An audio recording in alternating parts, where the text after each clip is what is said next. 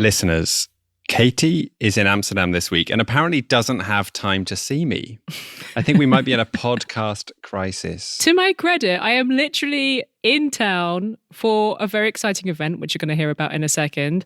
Then I'm going to sleep. Then I'm getting back on the train and going back to Paris so that my students can have their exam. There is no time, Dominic. Mm-hmm. If it makes you feel any better, I'm then coming back to Amsterdam later in the week. So we'll see each other then. That's true. I've got a lot to look forward to actually at the end of this week because I'm also going to be heading into the Brussels bubble on Sunday to see arguably the leader of the free world. Oh, yeah? Beyoncé Knowles, who is just opening her Renaissance tour this week in Stockholm, and then I'm going to see her in Brussels. I really couldn't be more excited. Have Beyoncé and the Brussels bubble ever been mentioned before together in the same breath? Probably not. That's what this podcast is here for. There you go, The Europeans, the podcast that brings you every week the least boring things that have happened around the continent.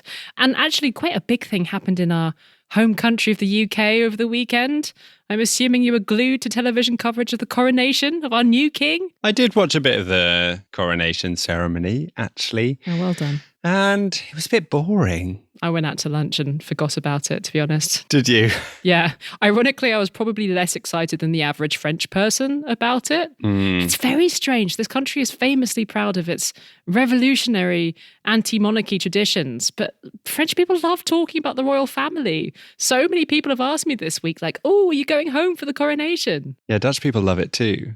More than I do. Although I did love the music. I was really moved actually by some of the amazing choral music, and it really showed the best in British musical culture. So yeah, I was quite proud of that. Well, perhaps that should be all we say about the coronation. We're thankfully going to be talking about other stuff this week. What have we got coming up on the show this week, Dominic? Well, my weekend ahead is already exciting because of Beyonce, but it's like doubly exciting because it's also going to be the grand finale of Eurovision this weekend. So it really might be the best weekend of my life. But I don't want to scare all you Eurovision haters off this episode. So I want to clarify at this stage that we are having a completely Eurovision-free good week, bad week. You'll be happy to hear. That comes up in a moment. But instead of our normal interview slot after that, we're going to be hosting a debate with at least a touch of Eurovision in it. I say we, but actually it's Katy alone hosting a debate. I was unfortunately not free to join her. You're the one who wasn't free to hang out with me this week, Dominic. Well, you know, okay, there's a bit of truth in that. Anyway, Katy was at the Toll House Town in Amsterdam as part of the European Cultural Foundation's Europe Day celebrations. And that happened this week on Tuesday, the 9th of May. You may have missed it, but it's actually quite a nice thing to celebrate. We'll be talking about that a bit more later, and Katy will be moderating a debate with the big question of our time. What has done more to contribute towards shared European sentiment, the Champions League or the Eurovision Song Contest? That's coming up later on in the show. But first, it's time for Good Week, Bad Week. Good Week, Bad Week. Who has had a bad week? Okay, I'm giving bad week to the European Parliament, who are in a bit of a pickle, because a top-up pension fund for members of the European Parliament is going to go bankrupt by 2025 at the latest. Oh dear. This is according to an investigation by Investigate Europe, which was published last week and was flagged up to me by one of our lovely Patreon supporters. Thank you, Federico. You may be wondering, why should I care if a top-up pension fund for members of the European Parliament goes bankrupt? It's not even their main pension fund. And my answer to you would be because you, if you're an EU citizen, may have to pay for that bailout. Oh, well, how much money is this going to set us back? Well, the deficit for this pension fund is estimated to be a bit over 300 million euros. That sounds like lots. It is. And what is one of these top-up pension funds? You might be able to hear by my bafflement that I don't actually have one. Well, this top-up pension thing was started in 1991, and at the time, there was no common pension system for MEPs. So the pensions that MEPs ended up with at retirement depended on whatever their national systems were. Some would end up with a lot, therefore, others with very little. So this top-up pension fund meant that people could supplement whatever their pension deal was in their home country. And actually, a common pension fund did eventually emerge in 2009. And at that point, the top-up fund was then closed for any new members. So how many MEPs, or ex-MEPs, I guess, are expected to get money out of this top-up fund when they retire? According to the reporting, the fund has around 900 beneficiaries, which is mostly former MEPs. But yeah, there are still 21 MEPs who are still serving, who must have been MEPs from before 2009. And how much money could they actually expect to get when they retire? Well, this is where my eyeballs almost popped out of my head when reading this reporting, because it depends obviously on how long you've been paying into the fund. But if you paid in for the maximum 19-year period and you retired, say, in 2022, you would receive a chunky €6,800 per month. And that's just the top-up pension. What? I know. What can you even do with that money when you've retired? Oh my God. Like, as a salary, that would be amazing. Right. And I'll say this again. It's on top of whatever other pension they already have. If they also have the standard MEP's pension, which came in 2009, then they could be making up to a grand total of €14,000 per month. And sorry, just to clarify, you've said it's too late for me to become an MEP and actually get money from this fund. Yes, to actually make money from that fund, it's too late. Damn it. But you could still become an MEP and make a huge amount of money. I was looking it up and their salary is just under €10,000 per month pre-tax.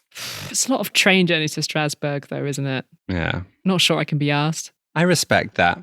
And of course, I should make it very clear, not everyone will have paid into these two funds for the maximum 19 years. Some will be making the minimum from these two funds, having only paid into them for 5 years, and then they'll end up with a lot less. They'll end up with $1,800 for the top-up and $1,700 per month for the general pension. Poor things. Poor things. But with these potentially enormous figures, you can understand why this fund is now close to bankruptcy, especially considering they stopped accepting new people to pay into the fund in 2009.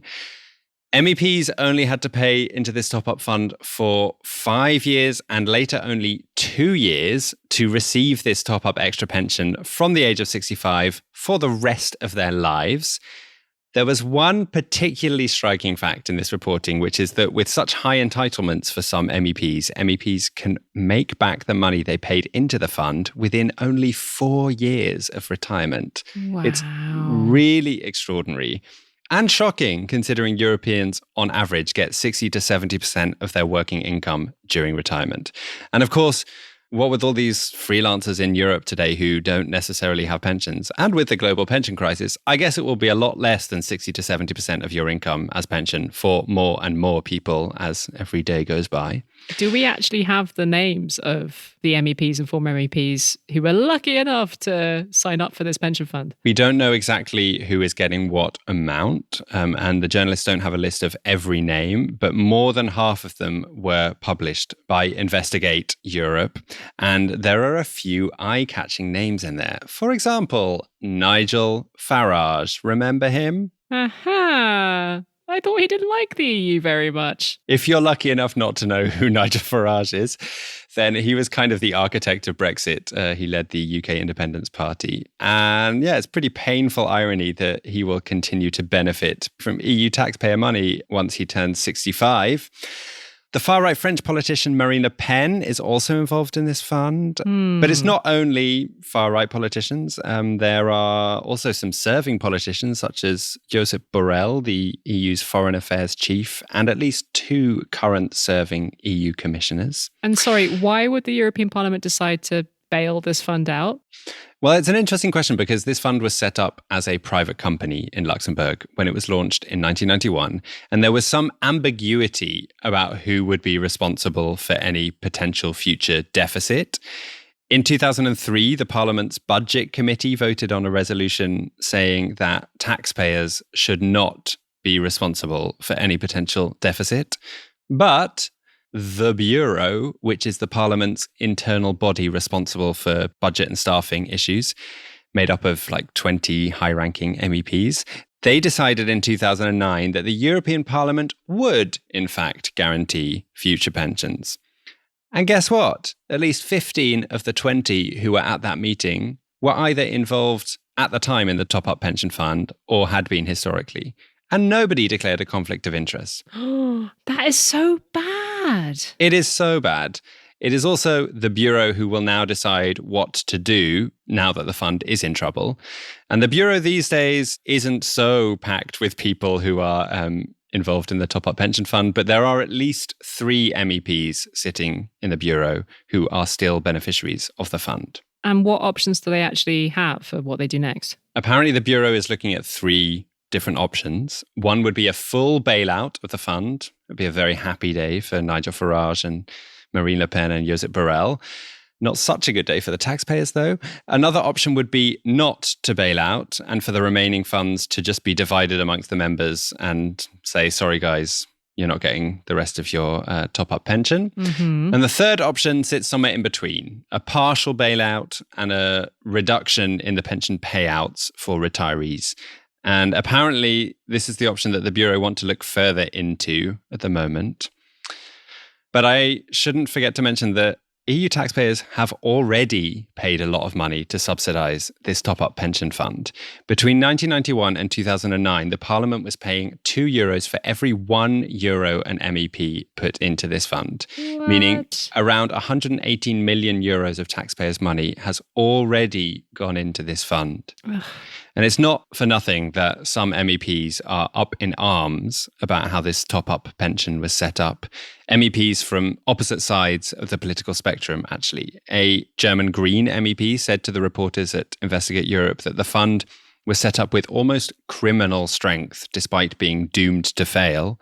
And on the other side of the political coin, there was a German Conservative MEP who spoke to them saying, these pension payments from the extra fund are a form of theft. That is truly scandalous.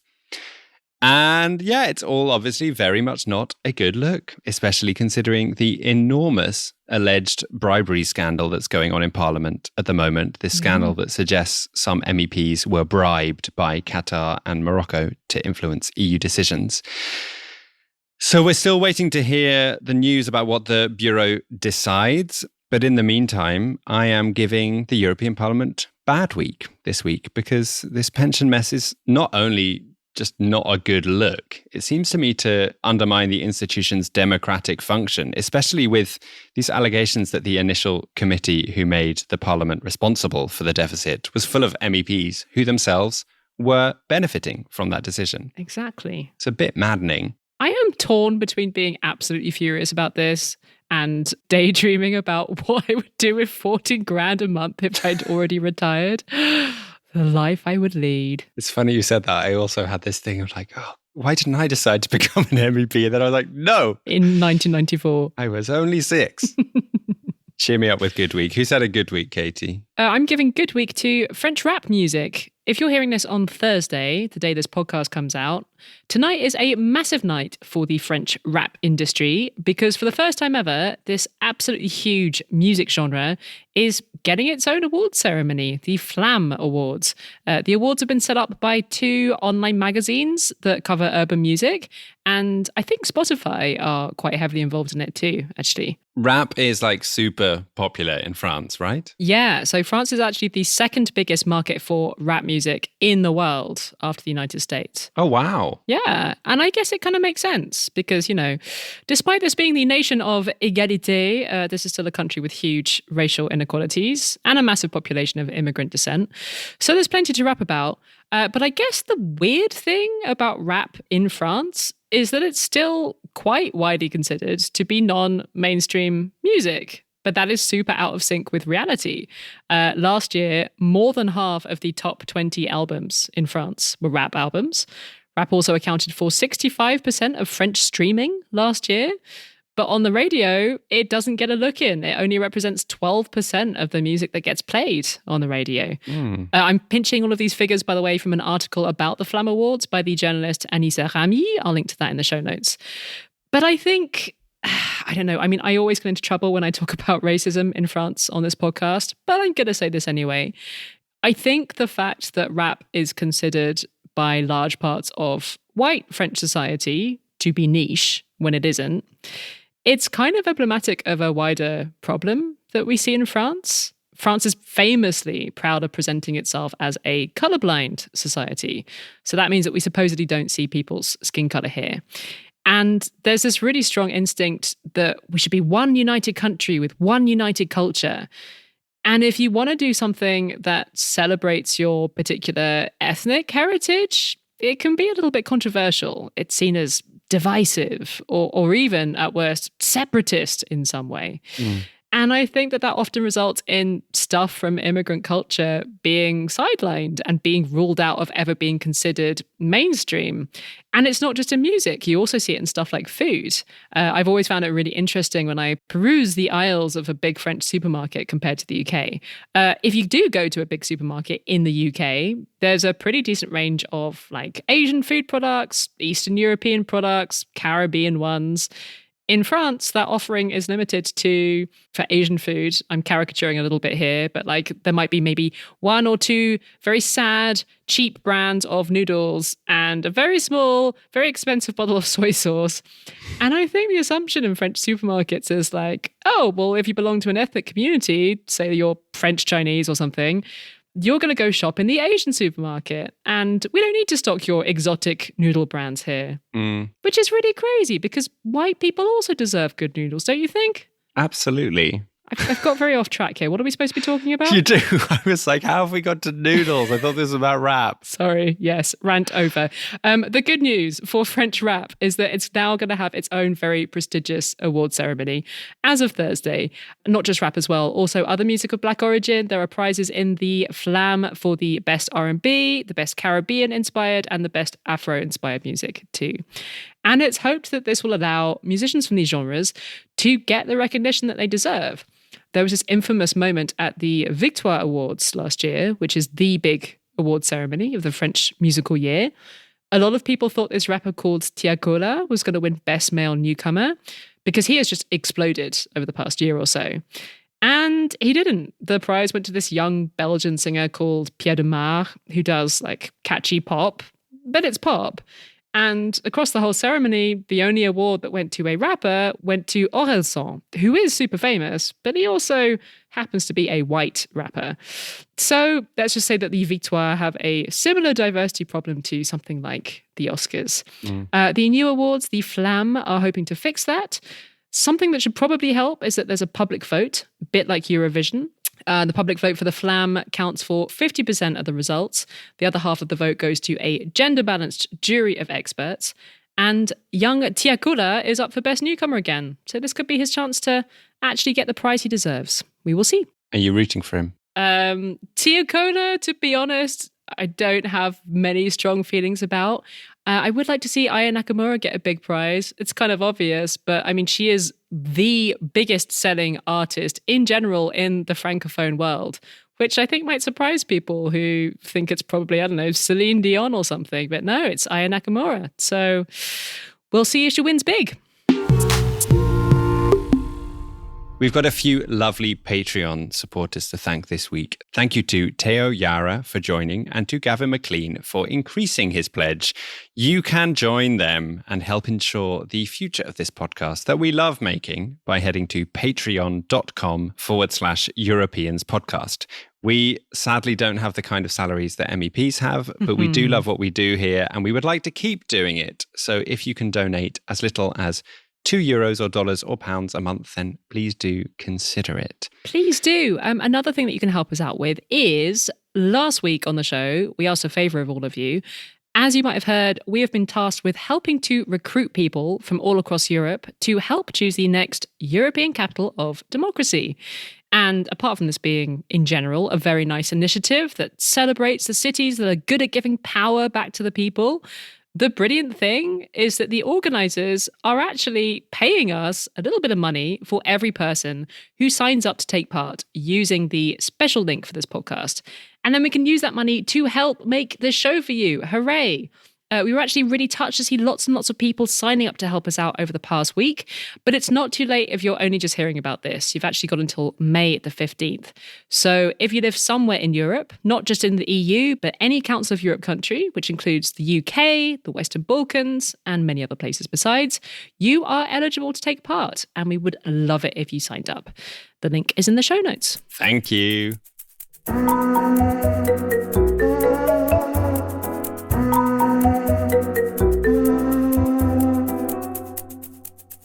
Tuesday was Europe Day. Did you do anything in particular to mark Europe Day this year, Dominic? Oh, I went to an event on the eve of Europe Day from the European Review of Books. Europe Day Eve. Which is also a thing now, Europe Day Eve. Happy Europe Day Eve. Where we listen to people debating whether Europe is a joke or not. Mm. Yeah, it felt like a good natural continuation of our conversation on last week's show with the Schuman show about satirising the EU. And speaking of Schuman, if you don't know, May the 9th is the anniversary of the Schuman Declaration, which is considered today to be one of the founding documents of the modern EU. It set out a world in which war between European countries would be unthinkable.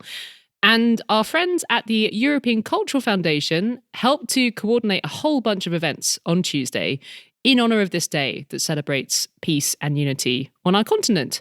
Although this year, of course, at the front of everyone's minds was the fact that we sadly do not currently have peace on our continent beyond EU borders. But among the events organised by the European Cultural Foundation this year was a very fun event that I got to host at the Tolhuis Town in Amsterdam.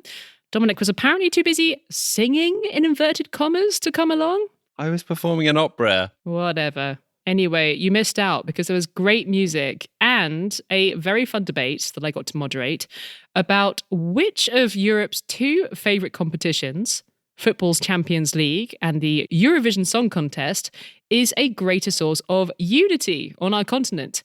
Both football and music are often cited as things that unite Europeans across borders, but which one of them is actually better at bringing people together? That's a very fun argument to have in general. But it just so happened that Tuesday night coincided with both a Champions League semi-final and one of the Eurovision semi-finals. So this was an urgent practical debate to be had, like which one of these two events should be put on the big screens at the party. In the end, we decided to screen both of them, but we couldn't have the sound on for both. That would just be, pure chaos. So in true European style, we decided to let democracy decide and have people vote on which one would get played with the sound on and which one we were just going to put on the screen and force the losers following it to wear headphones. To inform this vote, we staged a little debate with one very passionate advocate on each side. Fighting the case for the Champions League was Barbara Barend, famous Dutch sports commentator and in her youth a former star player on the Dutch national girls team herself. And on Team Eurovision, a returning guest of this podcast, Dean Vuletic, the world's eminent historian of the song contest. I tossed a 20 euro cent coin to determine who went first, and that honour went to Barbara. There are two things in this world that unite people. That's music and sports. But sports even unites more. Let me tell you a little story about myself. This little redheaded girl that was a bit wild. Teachers would call me a wild lion, and I had to tame me. I wasn't really behaving like a girl. I was a bit different. And I was thrown out of the class often. But I really, really loved soccer. And that was also odd. As a 5-year-old girl, it was not possible at that time to play soccer. So I wanted to play, and I went to court and tried the Dutch Association because girls weren't allowed to play at the age of 6. Boys were. So, and I won the court case. I defended myself. I didn't need a lawyer at the age of 6 because I could speak clearly and make them clear why I should be able to play soccer. And then as a little Jewish redhead from this good neighborhood in Amstelveen with 2 parents that went to university with good jobs, I went to this soccer club in Amsterdam. In my club, I had Jacinto with this big afro hair. I had Harvey with this big afro hair. I had Karim, this Moroccan kid. I had also Erik and Ferry. Erik was the son of the biggest porn king in Amsterdam. Why do I tell this story? We started playing at the age of 6. We played 6 years long. We became champion of Amsterdam. We beat Ajax. We went to England. We went to France. And everywhere we went, we all were together. I was the only girl. We always played boys' teams everywhere. And I can tell you, all these boys we played, they really would hit you if you would say something. They blocked the shower so I could take my shower. But all of us, the Moroccan kids, this little Jewish girl that turned out to like women when she grew up, these Surinamese kids, we were all together. We were all united. None of us would ever discriminate. We still have reunions. We have such a great time. And why am I telling you this story? I think sports, and especially soccer, is the solution to any problem in this world. We have a problem on racism. In sports, hey, if I wasn't good enough, I wasn't on that team. Didn't matter what color I was, what background. Throw in a ball and people start playing together. I went to Spain, where we had a little house, and I played on the boys' team there. Everywhere in the world I go, I tell my daughter and son, we go and play soccer. You don't need a language, you're all together, unite. Then I have to admit a story. As growing up as a Jewish child in Holland, I wasn't raised with Germany being our best friend. And I still remember when we beat Germany in the World Cup in '88, that we all went dancing because we beat Germany. And at that time, we still hated Germany. I have to tell you now, I really like Germany because of soccer, because of my work. I had to go often to Bayern Munich, to all kinds of clubs. And I've seen how we've been treated. I've seen how they get together. I see how the German teams raise rainbow flags and how they really want to unite this world. And one other thing, not everybody can sing, but everybody, if I toss a ball here, everybody can kick the ball. So I'm sorry, even though I like songs, there's only one thing that really unites, and that's soccer and this Champions League tonight.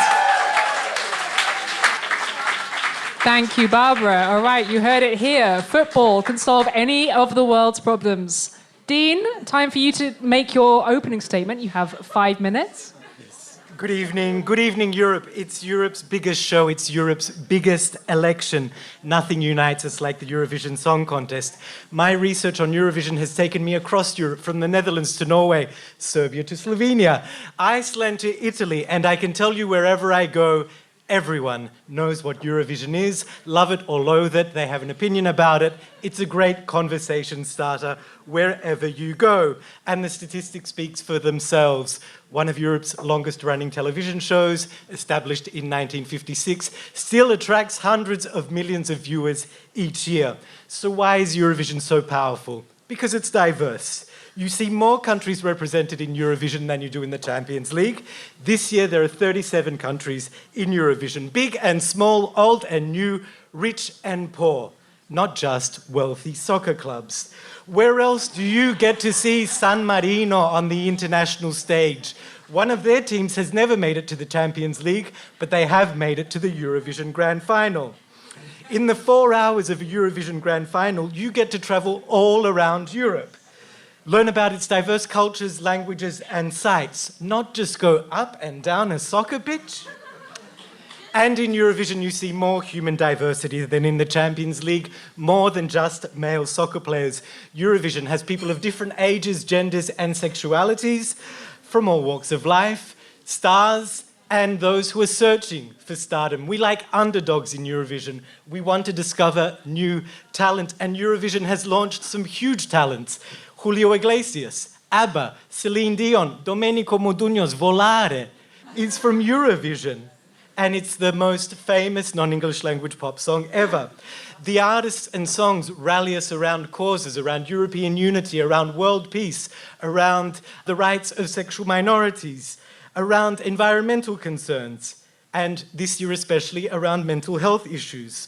And while you can barrack for your own country, you can't vote for it. You have to think about others, other artists, other countries, other Europeans who may be far away from us. But at the same time, you can celebrate, you can party, sing and dance. Eurovision brings us all together. So Eurovision is diverse, but it's democratic as well. And we've heard a lot about democracy in Europe already this evening. It's Europe's biggest election. In no other election do citizens from so many countries vote. There are only 27 countries voting in the elections for the European Parliament, for example. And remember that the national selections for Eurovision usually have a public televote. The results in Eurovision are up to us. You can't vote in the Champions League. And Eurovision is democratic and diverse because every country gets the same amount of time on stage. The Netherlands has excelled at this, winning 5 times, beaten only by Sweden and Ireland. When did a Dutch team last win the Champions League? Oh, oh, all I know, loving you is a losing game. You've given us some other, I only have 5 minutes, guys, save the applause. You've given us some other great lines, ding-a-dong, shalali, shalala, shalali, shalala, and my favorite. Wir bauen Hausen Orkanen te weerstaan en machen schepen in elke storm te varen. Because of Eurovision, I even learned a bit of Dutch and some funky Dutch dance moves, as Ruth Jacot reminds us in that hit song from 1992. Eurovision is a peace project. It's a competition, but one that brings together foes and has never led to violence. There's no such thing as a Eurovision hooligan.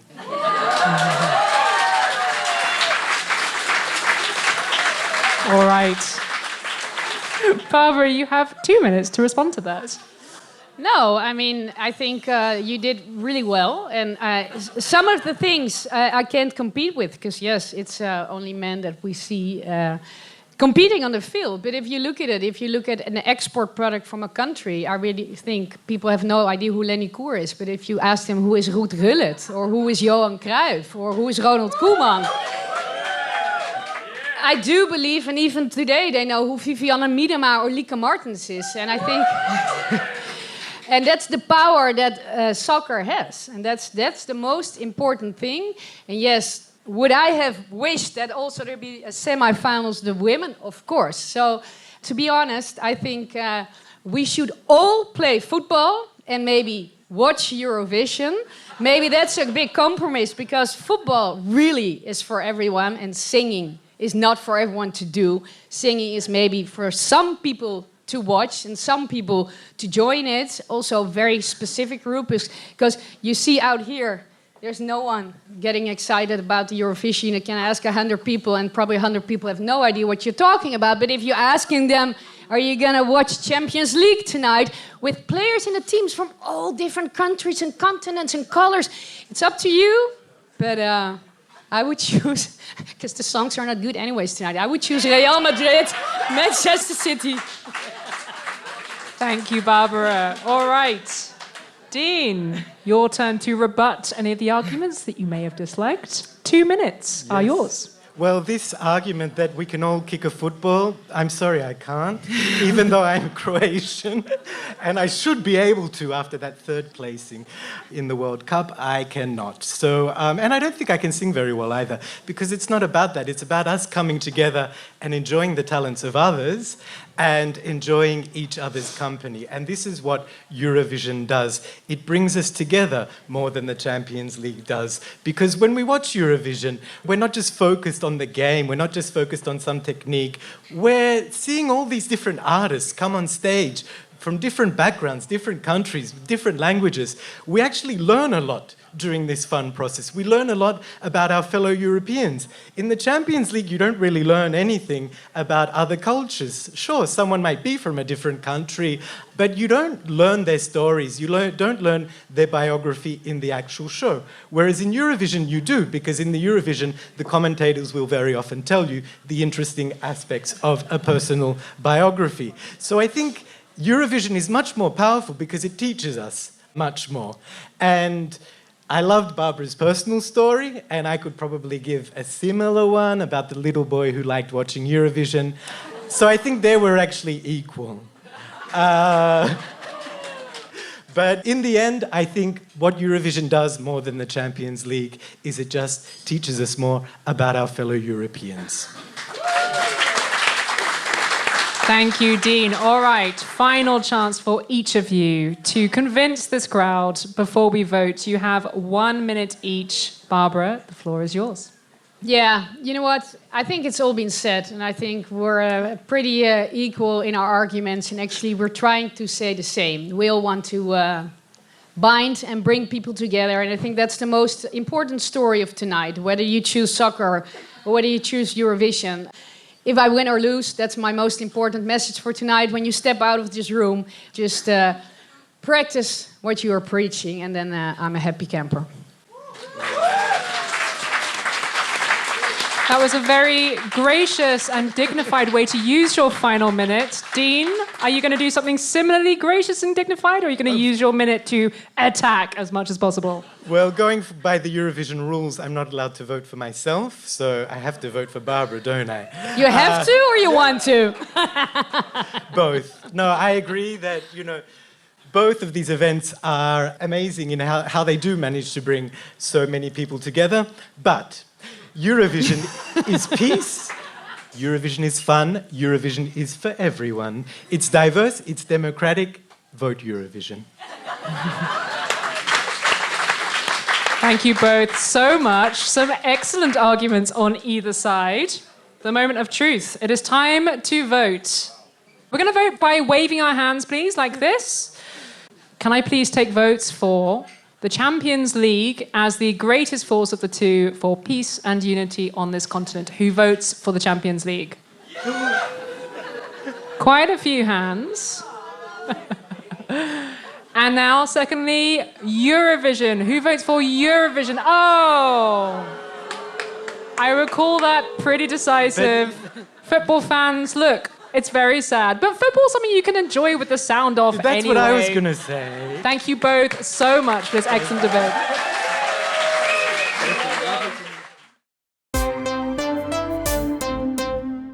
So, pretty decisive win in the end for Eurovision, which I guess is to be expected. I mean, I love our friends at the European Cultural Foundation very much, but their parties are much more likely to attract people who are into ridiculous camp pop music than sports, don't you think? I mean, yeah, it's a cultural foundation. But actually, I was really impressed with Barbara. I think you can imagine which side I lean in this argument, but I found her opening argument quite touching. I spoke to quite a few people who thought going into it that they were going to vote for Eurovision, who ended up voting for Barbara. So good job, Barbara. I had a brilliant time hosting this event, and I wanted to mention that playing in the background for a lot of the evening was a Spotify playlist compiled for Europe Day. Some of the tracks are by great European artists. Some of them just have a nice message. There is a lot of ABBA on there. So if that floats your boat, check it out. I will put a link in the show notes.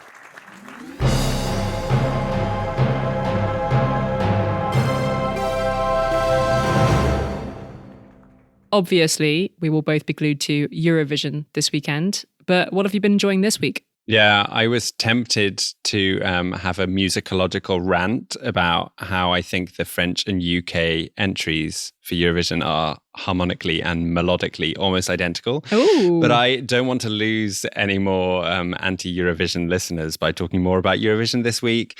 So instead, I'm probably going to lose all the anti-coronation listeners and recommend a long read about King Charles III. Mm-hmm. The most interesting reflection I read on Charles around the coronation was a piece in The New Statesman by Will Lloyd titled King Charles III's Secret Kingdom. It's a piece that explores Charles's long-running love affair with Romania. Oh, yeah. Which I really didn't know about. He's got like a castle there or something, right? He owns a few properties there, and it's not just Romania he's obsessed with. He's specifically obsessed with preserving traditions and the natural world in rural Transylvania. And Will Lloyd argues through this long piece that you can really understand Charles as a person and his philosophies much better by finding out about his activities in Romania, a place that Lloyd argues Charles may love even more than he loves Britain, which is a pretty bold statement for someone who's just become king of Britain. Anyway, it's a fascinating piece, and it's the second isolation inspiration in a row that I've given that's looking at Romania from an outside view, and I promise it will be my last for a while. What have you been enjoying, Katie? I've got something quite cool to recommend this week, actually. Not that my recommendations aren't always cool, but this one is particularly cool, I think. I heard about this Irish computer game called If Found. I think it's been out for a couple of years already, but I just heard about it via this French technology newsletter that I like a lot. So I thought I'd check it out. And it's not even really a game. It's more like a kind of graphic novel that you follow on your screen. It is a story set between outer space and 1990s rural Ireland on the island of Achill, just off the west coast. And there's lots of Irish slang and cultural references in the dialogue with these little asterisks where you can read the translations. The main character is this young person called Cassio. And you follow their story by erasing parts of their diary with your finger on the screen. I've never really experienced a story quite like it before. I have the game on my phone and you just move from scene to scene by erasing these beautiful graphic backgrounds that are all kind of layered on top of each other. And it feels really intimate because you're reading this person's diary and then destroying it effectively. It's really hard to describe, so I suggest you just check it out. I downloaded it on my phone via the App Store, but you can also get it on Nintendo Switch or on your computer. And it's very intriguing and fun. I'm enjoying it a lot. It's called If Found. That is cool of you to recommend that. Thank you. I wouldn't expect it. I'm very in touch with young person culture, rap music, and computer games this week.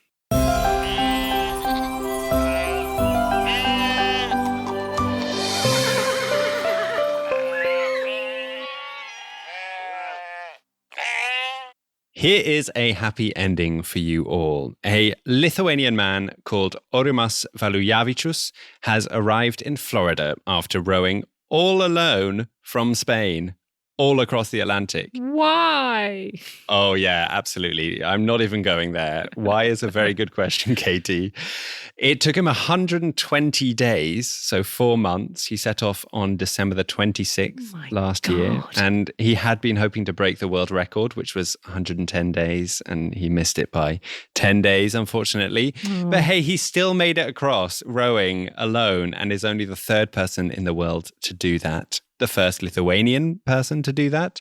And I think he therefore deserves a happy ending slot, even if he hasn't broken a world record. Not everything has to be about winning, does it? No, I'm just, I'm wondering how bored he got. Like, did he have podcasts and stuff to keep him company? Yeah, that is an interesting question. And I'm afraid I don't have the answers. All I know is that he arrived at a port in Florida and was greeted by around 100 Lithuanians, including members of his family. And I'm sure they're very proud of him. Aww. Completely bonkers thing to do, if you ask me, but it still kind of makes me happy to hear about. Before I go, thank you to Patreon supporter Katrina for recommending this story. And thank you to all our Patreon supporters for all the amazing suggestions you send us either on that Facebook group or by email. It really does help us make the show and have a more diverse spectrum of stories. It does indeed. So keep doing it. Please do. If you want to see some cool photos of celebrity death masks from back in the day, check out our Instagram. They're from a fun thing I did for work last week. I saw Beethoven's death mask and Robespierre's death mask, and I got to put my hand in Sigmund Freud's head. Oh. It was a great day. At Europeans Podcast is our handle. We're also on Twitter at EuropeansPod. And if, as per Dominic's request, you have ideas for stuff that we should be talking about, send us an email, hello@europeanspodcast.com. Thank you to the European Cultural Foundation for organising the debate that Katie hosted. You can actually find lots of stuff that they helped to organise for this year's Europe Day on their website, europeday.eu. I get to actually see you in real life next week. Yay! The only thing that could possibly beat Beyonce. Do you promise not to look at me, though? What? I find it distracting when you look at me. What, while we're recording? When we're recording. Remember, we've done it like 3 times before. I always find it really weird. I promise not to look at you in general. Thank you. Appreciated. Have a good week, everyone. See you next week. See you in real life next week, Dominic. Finally. Bye, everyone. La rivedere.